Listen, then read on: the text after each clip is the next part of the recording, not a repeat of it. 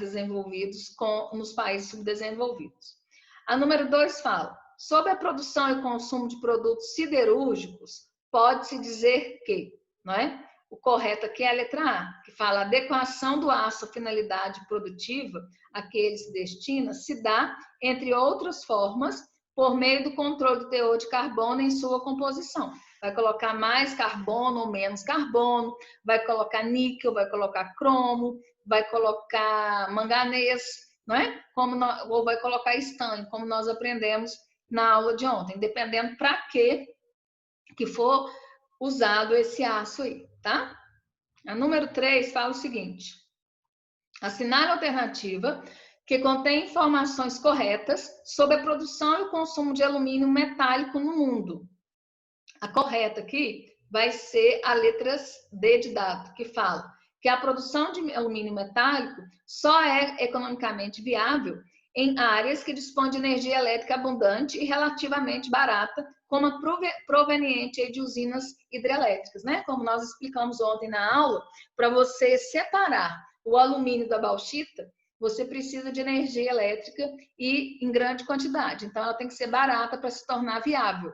Eu até comentei com vocês que alguns países acabam exportando a bauxita ao invés do alumínio, né? E, logicamente, que a bauxita vai ser vendida por um preço bem menor, tá?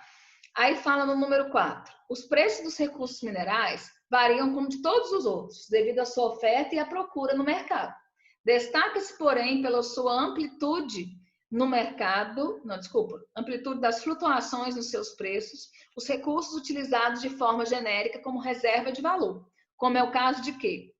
Ouro e diamante. Né? Então, por exemplo, tem pessoas que investem comprando joias. Né? Comprar joia é um investimento? É, porque se você precisar, você pode se dispor dessas joias, por exemplo, né? E ganhar dinheiro. Lembrando que isso tem que ser feito dentro da legalidade, tá? Por exemplo, as pessoas não podem comprar um diamante de maneira ilegal ou não podem comprar uma joia de maneira ilegal. Inclusive, hoje, qualquer joia que você vai comprar, que ela fique acima de 10 mil reais, você tem que deixar rastro, né? O que é deixar rastro? Tem que colocar seu CPF e informar de onde veio o dinheiro para você comprar aquela joia. Por que isso foi feito? Porque estava sendo muito comum no Brasil, principalmente aí por políticos, quem ficou famoso por isso aí foi o governador do Rio de Janeiro, esqueci o nome dele agora, o anterior a esse que está lá, que ele lavava dinheiro de corrupção através de joias. Né? Então, a mulher dele, por exemplo, tinha anéis de 800 mil reais. Tá? Então, hoje não pode mais fazer isso. Quer dizer, você pode comprar um anel de 800 mil reais? Se você for milionário e tiver condição para isso, pode sim. Mas você tem que informar de onde está saindo esse dinheiro. Tá? Então, isso é para poder diminuir a lavagem de dinheiro através de joias, que era muito comum aqui no Brasil, tá? Vou passar lá para o nosso livro-texto, que hoje a gente vai falar lá sobre a questão da exploração mineral e os danos ao meio ambiente que essa exploração mineral causa. Né? Mais cedo, enquanto eu estava preparando a aula de vocês, eu vi que a Vale vai numa região da Grande BH lá, né? Acho que não sei se é Brumadinho, vai deslocar mais 16 famílias, porque estão em áreas lá que estão sujeitas a ter algum tipo, né, de dano, pode romper barragem, pode sofrer algum tipo de desabamento, né? Então, assim, a exploração mineral, ela vai gerar uma série de problemas ambientais. Como nós aprendemos na aula passada, o ser humano, ele precisa, né, dos recursos minerais, os recursos minerais são utilizados aí pelo homem em vários setores, tá? Mas esse uso tem que ser feito de maneira sustentável, que é aquele que você está usando o mineral agora, mas está pensando aí nas gerações futuras, e principalmente com consciência ambiental, né? Sabendo que você está provocando danos à natureza, que esses danos têm que ser os mínimos possíveis. Só que no passado isso não acontecia. Então, essas barragens, por exemplo, de rejeito, que a gente tem em Mariana, que rompeu, aquela de Brumadinho, tá? Elas todas estavam desativadas, não é? Por quê? Porque já tinham chegado ao seu limite, né? Não tinha tanta preocupação com essas barragens. Minas Gerais está cheia de barragem aí de fora a fora, né? Graças a Deus, aí na nossa região aqui de Oliveira, a gente não tem presença de barragens. Mas quem está mais próximo de Belo Horizonte, na região que a gente chama de quadrilátero ferrífero, tá? Tem barragem e às vezes as pessoas nem sabem que tem barragem, tá? Então, aqui, ó, tá falando para nós o seguinte: a atividade extrativista mineral provoca sérios problemas ambientais, entre eles a produção de grande quantidade de rejeitos, né? Por exemplo, aquela lama lá que foi o que cobriu Brumadinho, decorrentes da necessidade de remanejar uma ampla extensão de rocha e solos para a obtenção de recursos minerais desejados. Em outras palavras, a obtenção de minérios exige a extração de toneladas de rocha do subsolo, o que significa que a atividade mineral produz cicatrizes irreversíveis. Isso é muito importante, né? Quer dizer que você revolve a rocha de um lugar ali, o solo, você tem que desmatar, você tira o habitat de animais, você gera cicatrizes naquele lugar que são irreversíveis, ou seja, que você não tem como recuperar, tá? Eu gostaria de lembrar vocês aí, deixa eu ver aqui, nós estamos com 16 alunos presentes, que a hora que vocês quiserem, não entenderem ou quiserem participar, vocês podem abrir o microfone, podem ir para o chat e perguntar, tá bom? Vocês têm ficado muito caladinhos aí na aula durante a explicação. Dúvidas vocês podem tirar o tempo todo, tá? Ô, Carol. Oi, Yasmin. Deixa eu te perguntar, eu já posso mandar a presença aí no chat de uma vez? Pode, a gente fala mais ou menos 20 minutos para ser mais ou menos no meio da aula, né? Tá. Mas é assim, é só para garantir mesmo, tá? Sua presença. Tá bom. Tá. Esse quadro destrutivo se agrava com a exploração mineral quando ela é desenvolvida desprovida de preocupação. A gente não sei se você separar, mas quando eu pego o cursor aqui, tá aparecendo esse quadradinho aqui, ó, né? Que tá me matando de raiva. Então, por isso que eu tenho que ficar com o cursor só aqui na lateral. Vocês vão acompanhando, por favor, aqui a leitura comigo, tá? Desprovida de preocupação com a preservação ambiental. Nesses casos, essa atividade vem acompanada de outros problemas, como assoreamento dos rios, que é quando o rio enche de areia e vai ficando cada vez mais raso e pode até morrer, resultante aí do transporte pelas águas fluviais de detritos, né, da atividade mineradora, contaminação dos recursos hídricos, que ocorre sobretudo com o uso indiscriminado de produtos químicos, como o exemplo aqui do mercúrio, que é usado aí nos garimpos. O mercúrio, por exemplo, se ele fica resto de mercúrio na água, se a gente comer um peixe que estiver contaminado por mercúrio, a gente também fica contaminado. E o mercúrio ele é altamente cancerígeno e, além de tudo, ainda causa problemas neurológicos, tá? Para minimizar o impacto negativo da extração de minérios no meio ambiente, é necessário que a sociedade adote cada vez mais, como eu disse para vocês, práticas aí que garantam o desenvolvimento sustentável, na qual se procura atender a necessidade econômica sem que a sobrevivência das gerações futuras seja colocada em risco, né? Para manter o equilíbrio aí do que a gente chama de sistema Terra. Meninos, eu gostaria que vocês observassem aqui que foto impressionante. Olha aqui, ó. Essa aqui é uma foto da mina com 1,5 quilômetros de diâmetro, que é a mina de diamante de Mirna, na cidade russa localizada na Sibéria, aonde se destaca aí por ser a mina de diamantes mais profunda do mundo. Aqui, não sei se dá para ver, aqui embaixo tem água, né? São 520 metros. Aqui, ó, não sei se vocês estão conseguindo ver, aqui é a cidade. Então, né, furou aí o buraco enorme para a extração dessa mina de diamantes. Imagina, né? Tem um poço gigante do lado da cidade. Essa aqui é uma cicatriz irreversível, né? Não tem como você tampar um buraco desse, tá? Tá vendo aqui os prédiozinhos aqui em cima? Né? Então, é uma cidade, ao redor da cidade, você tinha uma extração de diamantes que fez essa cratera gigantesca aí. Lembra quando a gente aprendeu lá no capítulo 8 que o homem é o maior agente modificador do relevo? Não é? Olha que absurdo a cicatriz. Tá? Aqui eu gostaria que você escrevesse aqui para mim, destaque para os desastres aqui de Mariana e Brumadinho, né, que foram os principais desastres ambientais causados pela mineração no Brasil nos últimos anos, tá? E aqui nós temos alguns exemplos de coisas, né, que a mineração causa. Mineração e degradação ambiental. Degradação da paisagem em áreas de mineração, tá? Aqui, ó, nós temos assoreamento do rio, que é o rio ficando cheio de detritos, né? de rocha. Aqui, olha para você ver, a erosão, porque aí você tira, começa a escavar aqui a mina, né, a jazida, e aí você vai tendo a erosão se agravando por todos os lados, tá? E contaminação de efluentes. A degradação ambiental nas áreas de mineração. Deixa eu só ver se é dúvida aqui ou se é só o ok, certinha. O pessoal que quiser dar presente aí, gente, na lista de chamada, quem não deu aí, fica à vontade, tá? Pode escrever presente, pode falar oi, pode escrever ok, tá tudo bem.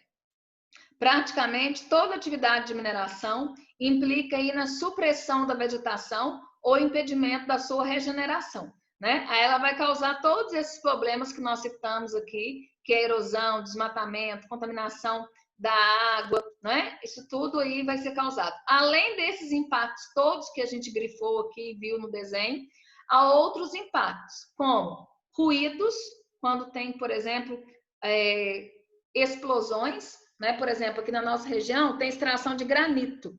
Para extrair o granito, muitas vezes são feitas explosões da rocha, tá? Sob pressão acústica e vibração do solo causada pela operação de equipamentos e explosões. Em relação ao meio antrópico, a mineração pode causar, além do desconforto, né? Não apenas o desconforto ambiental, mas também impactos à saúde, como a poluição sonora, a poluição da água, a poluição do ar, a poluição do solo, né? A desfiguração da paisagem, ou seja, né, a paisagem ela é modificada de maneira definitiva, né? Por exemplo, quando a gente está indo para Belo Horizonte, a gente passa pela cidade de Igarapé, né? A gente vê aqueles caminhões carregados com aquela terra vermelha, que é minério de ferro, né? Então ali está explorando na Serra de Igarapé minério de ferro. A Serra de Igarapé praticamente não existe mais. Eles estão, a exploração da jazida de fora, né, para dentro, eles vão diminuindo lá, né, a serra, tá? Então, assim, vai chegar uma hora que não vai ter mais a serra. Praticamente hoje, ela já não existe mais, tá? Colocando aqui aquela parte que a gente falou lá no princípio do ano, que tudo no planeta está interligado, né? Então, a gente chama isso de sistema Terra. Eu gostaria que vocês escrevessem para mim teoria de Gaia. Lembra quando a gente falou sobre isso? Como quando Lovelock estava procurando vida em outros planetas, que era um projeto da NASA, né? Que o Lovelock falou o seguinte, que ele não podia falar que existia vida em outros planetas, mas ele também não podia falar que não existia, mas ele podia afirmar que tudo na Terra estava interligado, né? E chamou isso de teoria de Gaia. A Terra é um enorme organismo vivo, onde tudo está ligado uma coisa com as outras.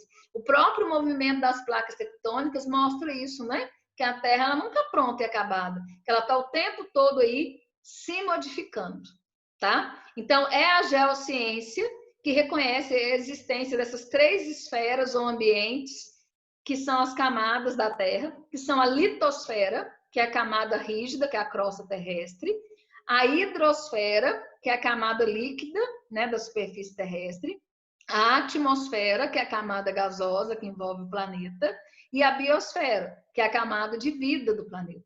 Essas camadas estão conectadas e interagindo, né? Também junto com as camadas internas, que são a endosfera, a mesosfera e o núcleo. Então, está tudo interligado. Então, quando você causa uma modificação, por exemplo, na crosta terrestre, que é a litosfera, você está interferindo no sistema Terra. E é isso que o ser humano está aprendendo a duras penas, né? Por quê? Porque o homem está percebendo que as alterações que ele causa ao meio ambiente, tá?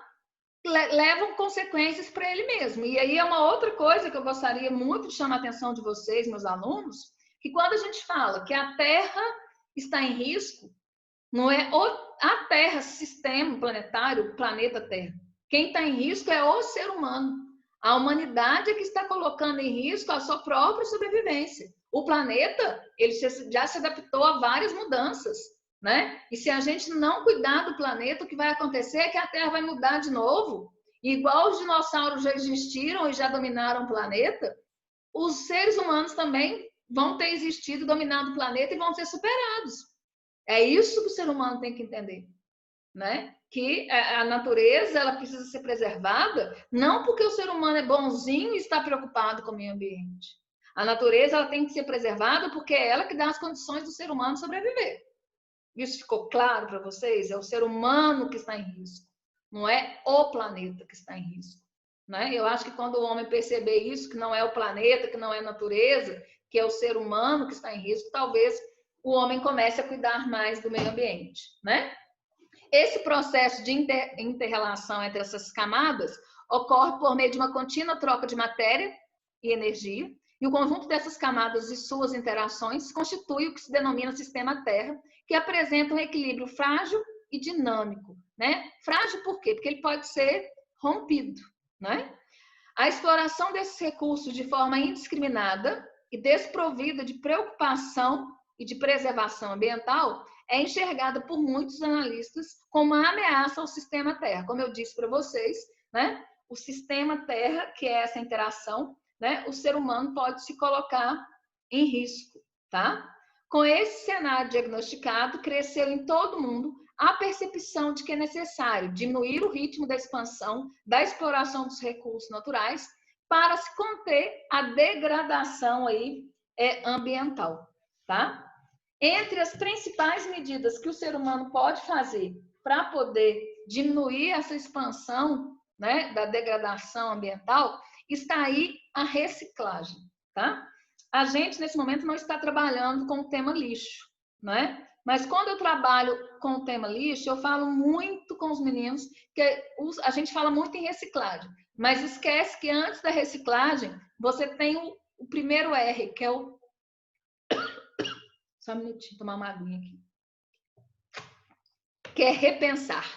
Será que eu preciso mesmo adquirir aquele produto? Né? O segundo R, que é o reutilizar. Será que eu não posso dar um destino diferente para aquilo que eu acho que não serve mais? Por exemplo, né? Acabei de tomar água. Quando eu utilizo uma garrafinha de Gatorade para tomar água, eu estou fazendo reuso, eu estou ajudando o meio ambiente. Quando eu dou uma roupa em bom estado para uma pessoa, eu estou fazendo reuso, não é? Então, o reuso ele pode fazer parte aí do nosso dia a dia. E a reciclagem. O que é a reciclagem? Eu separar o meu lixo, eu separar aquilo que pode voltar a ser matéria-prima. Lembrando que quando eu uso a garrafa PET para poder fazer um vasinho de plantas, tá? Isso não é reciclagem, tá? Isso é reuso. Muitas vezes o tema reciclagem é usado de maneira errada e eu fico muito brava quando eu vejo escola falar assim, feira de reciclagem, aí coloca aqui tanto de brinquedo feito de garrafa PET, de material reutilizado. Isso é feira de reutilização, tá? Reciclagem é voltar a ser matéria-prima. Então vai derreter o plástico, ele vai virar plástico de novo e vai virar sacolinha de novo. Vai derreter a latinha de alumínio, ela vai virar metal de novo. Aí é reciclagem, tá? Então tá aqui, ó. Entre essas medidas, podemos destacar aquelas que promovem de forma generalizada. Esse texto hoje está horrível. Tudo que a gente encosta aqui aparece ou some alguma coisa que a gente fez. Aqui, ó, o comportamento consumista por parte da população e das empresas. Além disso, promove ações que visam elevar o nível de reaproveitamento de bens utilizados, como, por exemplo, o reaproveitamento de diversos materiais, através da técnica de reciclagem, tá? A reciclagem dos produtos industriais como medida de preservação, né? Então, as indústrias hoje, elas incentivam, tá? Que os materiais possam voltar de novo a ser matéria-prima. É mais barato para a indústria, tá? O produto que ela vai reutilizar, e isso vai tirar um peso enorme da natureza. Você vai utilizar menos, você vai gastar menos a natureza, tá? E isso é essencial para que as gerações futuras tenham natureza, né? Para que os netos de vocês, para que os filhos de vocês, para que os filhos dos filhos de vocês, os bisnetos aí, né? Possam também usufruir da natureza do jeito que a gente conhece. Então tá aqui, ó. A produção de alguns objetos exige a exploração de muitos recursos naturais, né? Por exemplo, o papel, o plástico, a borracha, né? Por exemplo, tá? No entanto, a maioria desses produtos, eles podem ser reciclados, ou seja, podem voltar a ser matéria-prima. Então, você pode ter, por exemplo, um caderno de papel reciclado, né? Um saco de lixo que é feito de plástico reciclado, né? Uma borracha, né? Pneumático aí, com borracha reciclada, tá? A reciclagem, ou seja, o reaproveitamento industrial do lixo produzido pela sociedade é de grande importância para a sociedade, né? Para a humanidade. Pois além de minimizar, o que é minimizar? Diminuir, né? Os problemas gerados pelo aumento do volume de lixo, porque um dos maiores problemas que hoje as grandes cidades enfrentam, meninos, é a grande quantidade de lixo produzido, né? Quanto mais rico é um país, quanto mais rica é uma cidade, quanto mais rica é uma pessoa, mais lixo ela produz, né? E tem uma ideia que hoje em dia é muito divulgada, que a gente tem que levar em consideração, é que não existe fora. Aí eu vou pôr o lixo para fora, né? Fora de onde? Né? Você vai pôr para fora da sua casa, mas vai continuar dentro do planeta. E você é o responsável pelo lixo que você produz, né? Então, a partir do momento que você separa o lixo para reciclagem, tá? Ontem mesmo eu vi um pedacinho do aquele Fátima Bernardes, que não tem aula na segunda de manhã, né? E aí estava mostrando aquele ator, Matheus Solano, mostrando que ele faz compostagem no prédio dele, que é uma atitude muito legal para o aproveitamento de lixo orgânico, que é muito difícil, porque na nossa casa, pelo menos na minha casa, o que mais me incomoda em geração de lixo é a quantidade de lixo orgânico que a gente produz, né? Que é o resto de comida. Porque acaba, além de ser um desperdício muito grande de comida, você ainda gera muito lixo, né? Então, assim, existe solução para o lixo? Existe sim, né? A compostagem para o lixo orgânico e a reciclagem para aquele lixo que pode ser reaproveitado, tá? Então, isso diminui a utilização de recursos da natureza, tá? Por exemplo, né? O papel reciclado consome 30% menos energia na produção do que o papel de madeira virgem aí. Então, além de você estar economizando, vamos falar assim, as árvores, que não vão ter que ser arrancadas para virar papel, você ainda está consumindo 30% menos de energia para gerar aquele papel, tá? Mas, infelizmente, em muitos países aí, principalmente nos que integram aí o que a gente chama de mundo subdesenvolvido, a reciclagem ainda acontece em pequena escala, né? Na nossa região aqui mesmo, a gente tem hoje coleta seletiva, mas poucas pessoas fazem essa separação do lixo doméstico, né? Na maioria das vezes, a gente joga o lixo junto tudo e coloca lá, né, para o lixo normal pegar. Muitas vezes está lá cheia de embalagem de papelão, caixas que podem ser aproveitadas, metais, né? Por exemplo, eles deveriam separar vidro. Hoje em dia, final de semana, a gente, às vezes, o pessoal, o pai, a mãe toma uma cerveja, latinhas de refrigerante, latinhas de cerveja. A gente não pode colocar isso hoje no lixo comum. A gente tem que separar. Uma pessoa hoje que coloca uma latinha de refrigerante no lixo comum, né? Quase que chega a ser um pecado ambiental, né? Por quê? Porque principalmente as latinhas de alumínio, elas têm um valor muito alto. Tem gente que sobrevive catando essas latinhas, que é o texto que a gente vai falar aqui embaixo. Então, assim, se a gente não consegue fazer o correto, por exemplo,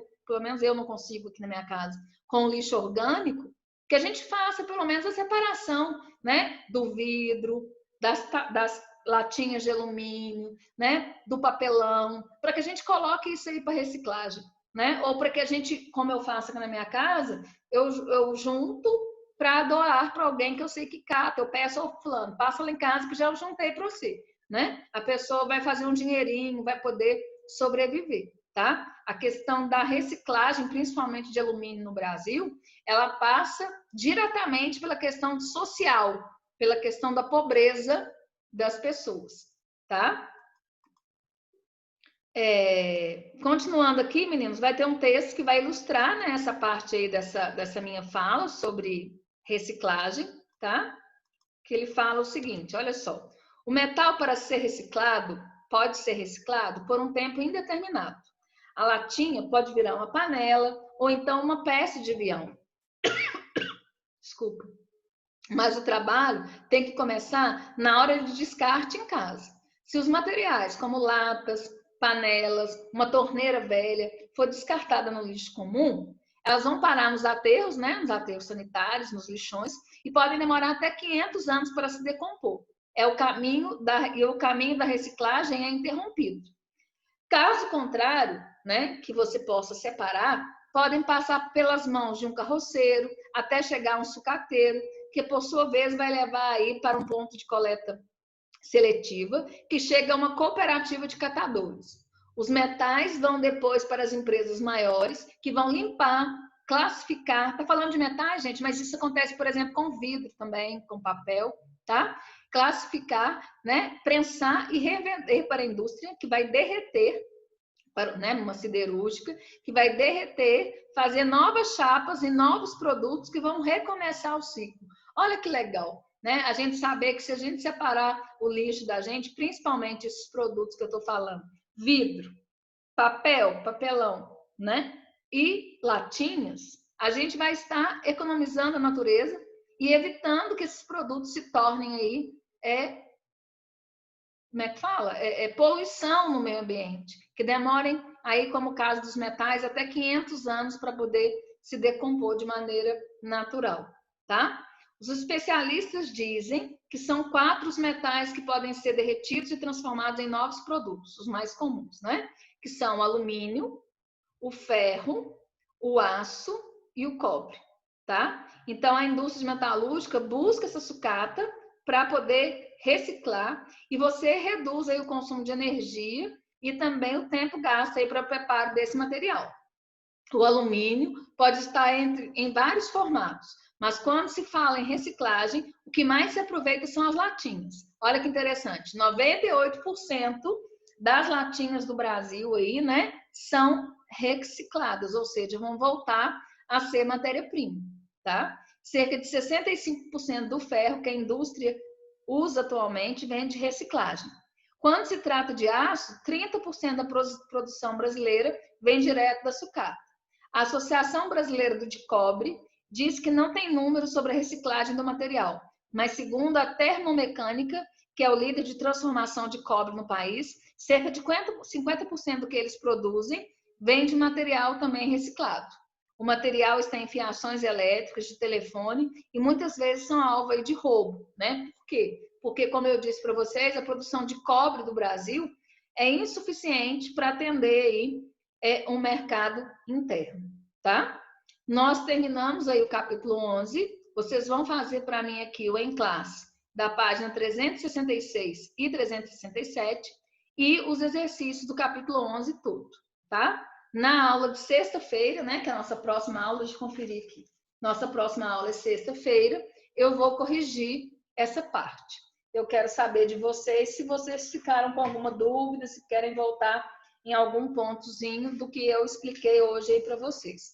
O mais importante é a gente lembrar que a exploração de recursos minerais causa cicatrizes irreversíveis e que a melhor maneira que a gente pode ajudar é fazendo a reciclagem aí. Certinho? Alguém quer abrir o chat aí, perguntar alguma coisa? Todo mundo já pôs presente lá no chat? Certinho? Deixa eu ver aqui se tem alguém. A Ana Clara pôs presente agora. Tem mais alguém que ainda precisa colocar presente? Léo. Vamos criar esse hábito, gente, de colocar presente em todas as aulas, né? Que aí vocês vão garantindo aí, né? A presença de vocês, tá? Ô, Miguel, a gente vai falar sobre o que a gente chama de terras raras, sabe? A gente não vai estudar muito especificamente, não. Eu vou falar de maneira genérica, porque esses minérios, eles são, como o próprio nome diz, são minérios que são estudados mais, como é que eu vou dizer? São mais novos, né, no estudo e são, assim, de difícil entendimento, mas existe um projeto, né, de exploração do grafeno, do lítio, né? Ontem alguém perguntou, um outro, acho que foi o João, perguntou de um outro, não era grafeno, não, de um outro também, que são o que a gente chama de terras raras, tá? No livro de vocês, depois vai falar sobre essas terras raras, mas só citando, a gente não aprofunda nessas terras raras, não. Deixa eu até ver aqui se aparece, aonde que aparece. Eu acho que é Nióbio que alguém perguntou.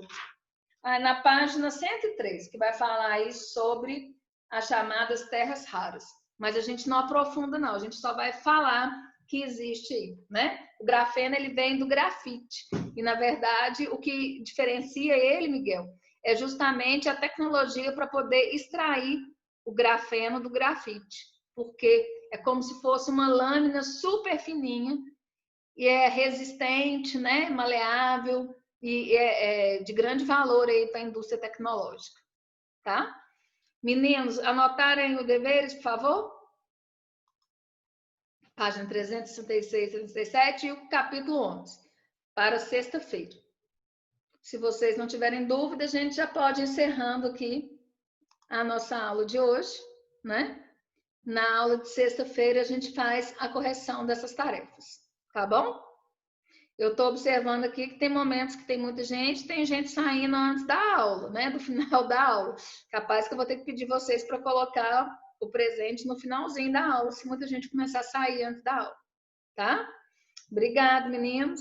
Até sexta, viu? Beijinho.